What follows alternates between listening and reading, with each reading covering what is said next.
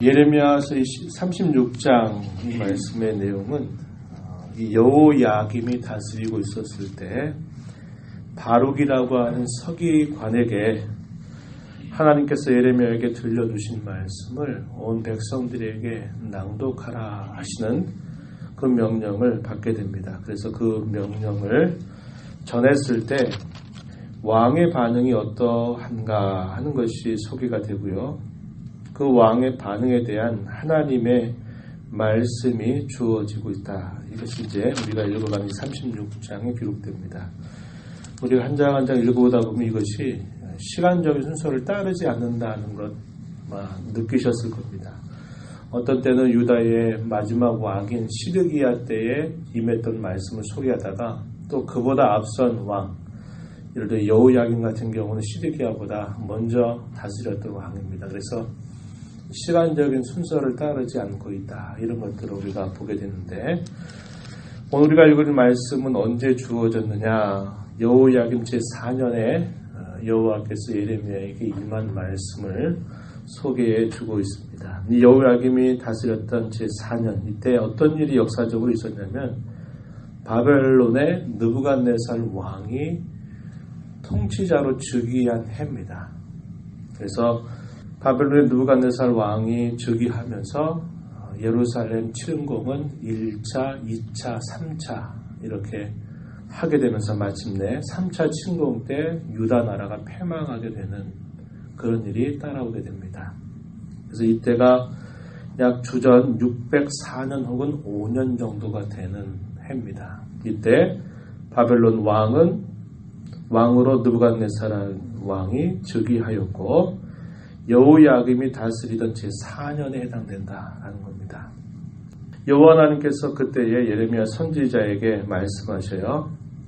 2절에 보면 너는 두루마리 책을 가져다가 내가 너에게 말하던 날, 곧 요시야의 날로부터 오늘까지 이스라엘, 유다 모든 나라에 대해서 내가 너에게 일러준 말을 다 기록하여라. 이렇게 명령이 내려집니다.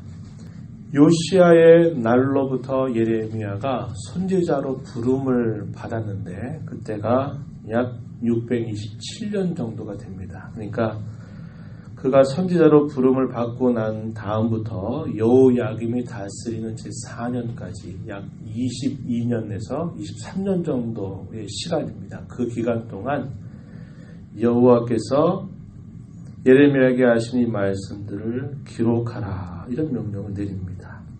여기서 말하고 있는 그 메시지의 핵심의 내용이 뭐냐? 하나님 앞에 돌아오라는 거죠. 그리고 돌아오지 않게 될 때 하나님께서 바벨론이라고 하는 나라를 들어서 그 백성들을 심판하시겠다 하는 메시지가 전달이 됩니다. 뿐만 아니라 모든 나라에 대한 그런 말씀도 포함된 걸 보면 모든 이방에 대한 하나님의 심판의 내용까지도 포함되어 있었을 것이다. 이렇게 생각해 볼 수 있습니다. 3절에 가서 보면 유다 가문이 내게 그들에게 내리려 한 모든 재난, 그 메시지의 가장 핵심적인 내용은 그것이죠.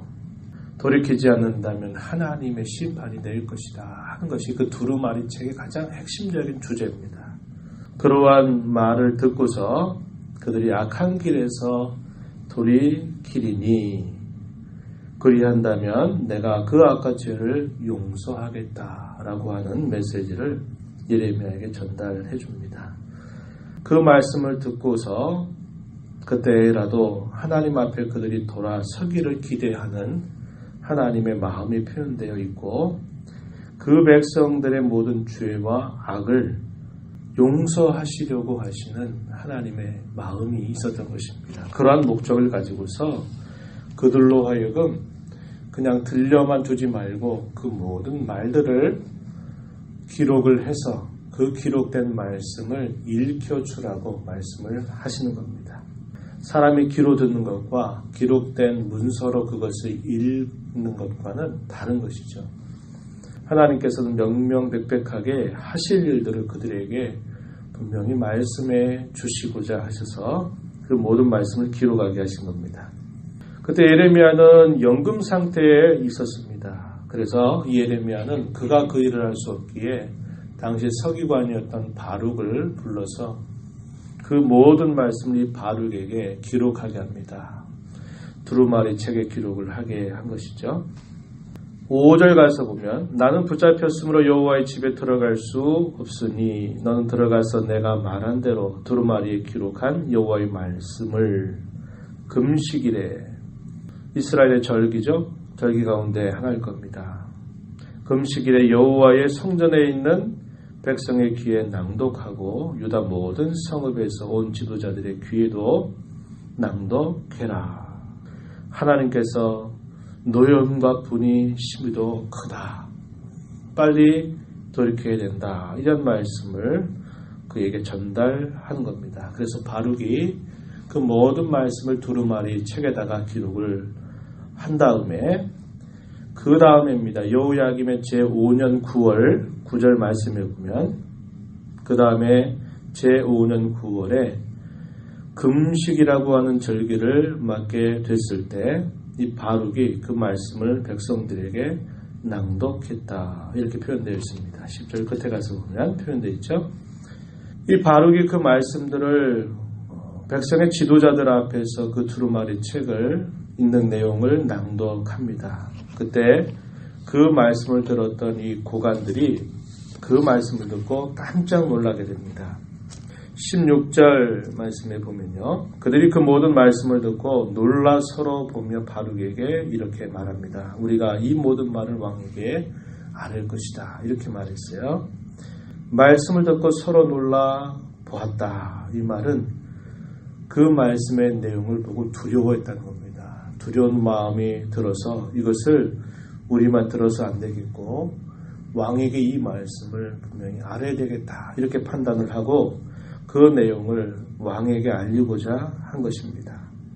그때 이것이 어떻게 기록됐느냐, 어떻게 이 두루마리 내용들이 기록됐느냐 물었길래 이 바룩은 예레미야가 그에게 해주었던 말씀을 기록한 것이다. 이렇게 전달합니다. 그러자 이 고관들이 이 바룩에게 뭐라고 말하냐면 너는 예레미야와 함께 숨고서 너희가 있는 곳을 사람에게 알리지 말아라. 왜 이렇게 판단했을까요? 당시에 여호야김 왕이 이 말을 들으면 결코 좋아하지 않을 것이다. 아마도 이 바룩과 예레미야를 죽이려고 할 것이다 라고 판단이 됐던 겁니다. 그래서 그들을 숨겨놓고 그리고 그 두루마리 책을 받아서 여우디라고 하는 사람을 통해서 왕과 모든 왕의 곁에 있는 고관들에게 그 말씀의 내용을 낭독합니다.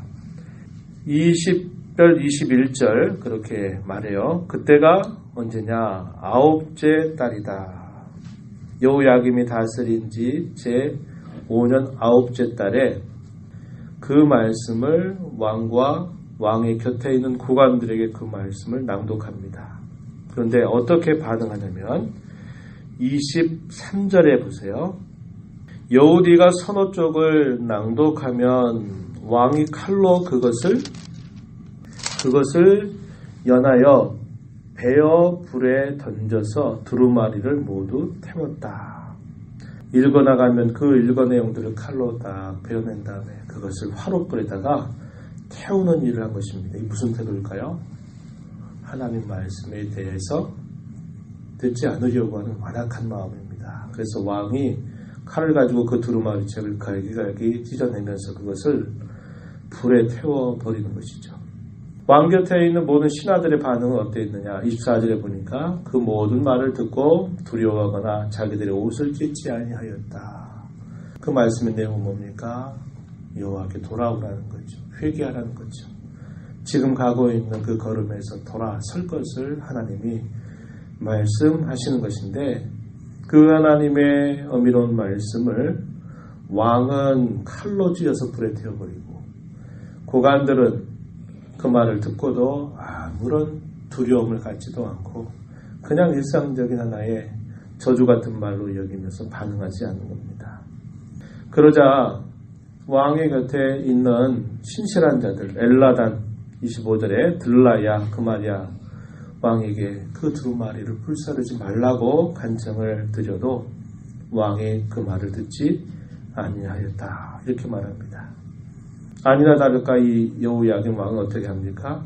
바룩과 예레미야를 잡으라 하는 명령을 내리게 되는데 여호와께서 이미 그들을 숨기셨기 때문에 그들의 목숨을 하나님이 지켜주시게 된 것입니다. 그들이 이렇게 한 일을 하나님이 아시고서는 또다시 예레미야를 하나님이 부르셔서 하나님께서 다시 기록해라. 내가 너에게 일러준 이 말을 다시 기록하도록 해라. 이렇게 하나님께서 말씀을 하시는 것입니다. 그리고서는 이 야김에 대한 여호와의 심판이 선언됩니다. 이 기록된 말씀 외에 더 추가된 말씀이 바로 심판에 관한 그런 말씀이 추가가 됐어요. 마지막 절 한번 보세요. 마지막 절 32절 가서 보면 이에 예레미야가 다른 두루마리를 가져다가 네리야의 아들 서기관 바룩에게 주매 그가 유다의 여호야김 왕이 불사른 책의 모든 말을 예레미야가 전하이는 대로 기록하였다. 여기 끝난 게 아니라 그 외에도 덧붙여졌단 말입니다. 그 같은 말을 많이 더 하였더라. 전에 주어졌던 불사르기 전에 주어졌던 여호와의 말씀 외에 하나님께서 덧붙여진 말씀을 주셨는데 그게 심판에 관한 메시지입니다. 여호야김과 그의 후손들에 대한 여호와의 무서운 심판이 포함이 되어 있다라고 말하는 겁니다. 그 심판의 내용은 30절 가서 보면 30절, 31절 이렇게 표현했어요. 그에게 다윗의 왕위에 앉을 자가 없게 될 것이고 그의 시체는 버림을 당하고 낮에는 더위 밤에는 추위를 당할 것이다. 또 내가 그와 그의 자손과 신하들을 그들의 죄악으로 말미암아 벌할 것이다 하는 메시지를 하나님께서 말씀을 하신 것입니다. 이 말씀대로 여호야김 왕이 어떠한 최후를 맞게 되었는가 이 말씀대로 그대로 비참한 최후를 맞게 되었음을 성경이 말해줍니다. 이 내용이 열왕기하 24장 1절로부터 18절 말씀에 보면은 여호야김이 어떻게 그의 처참한 최후를 맞게 되었는가 이에 대한 기록을 우리가 확인해 볼 수 있습니다. 왕이라고 하는 것은 하나님의 뜻을 대행하는 지리자, 통치자를 말하는 겁니다. 이스라엘 역사 속의 왕은 자기의 주어진 권한을 자기 마음대로 휘두르는 게 아니라 하나님께서 그 백성들을 다스리는 것을 대신하는 대리적 통치자 역할을 하는 게 왕의 역할인데 유다 나라가 심히도 기울어져 가고 있는 그 시점에 하나님이 상황을 통해서도 그 백성들에게 좋지 않은 일이 임할 것을 보여주고 또 예레미야를 통해서 그들의 귓가에 들려지고 심지어는 두루마리 책에 기록된 말씀을 통해서 그 내용을 분명하게 들려주는데 이 여호야김 왕은 자기가 누구인지를 알지 못하고 교만한 마음으로 하나님의 말씀을 대적하는 악한 행위를 하게 되었고요. 그 왕의 곁에 있는 신하들 또한 똑같이 하나님 말씀을 조롱하고 업신여기는 태도를 가진 것입니다. 하나님의 말씀을 불태워버리면 그 말씀이 사라질 것처럼 생각했는지 몰라요. 그러나 하나님이 하신 말씀은 아무리 그 말씀을 불태우고 아무리 찢어버리고 한다 하더라도 하나님의 말씀은 결코 그것이 사라지는 것이 아닙니다. 하신 하나님의 말씀은 반드시 그 말씀하신 대로 이루어진다는 것을 사람들이 알지 못하는 거예요.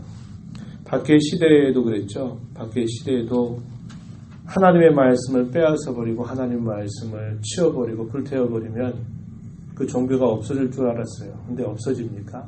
아니죠. 말씀하신 분이 살아계시는데 아무리 그 책을 갈기갈기 찢어버리고 불태운다 하더라도 그 말씀이 사라지는 게 아닙니다. 하나님을 아주 우스운 분으로 여기는 완악한 행위죠. 하나님이 하신 모든 말씀은 반드시 그 말씀이 우리의 귓가에 들려지고 그 말씀이 기록되고 그 기록된 말씀을 아무리 갈기갈기 찢어버린다 하더라도 하나님 하신 말씀 반드시 응하고 성취된다는 것을 우리는 알고 그 말씀의 어미 앞에 두려운 마음을 가져야 하는 것입니다. 하나님 말씀은 결코 폐해지지 않는다 하는 것을 우리는 다시 알게 되고요. 그 그런 하나님의 말씀 앞에 겸손한 자세로 마땅하게 반응하는 것은 부드러운 마음, 그 말씀을 하나님의 말씀으로 받아서 이제라도 하나님 앞에 돌아선다면 거기에는 살 길이 있다는 것을 알려주고 있는 것입니다.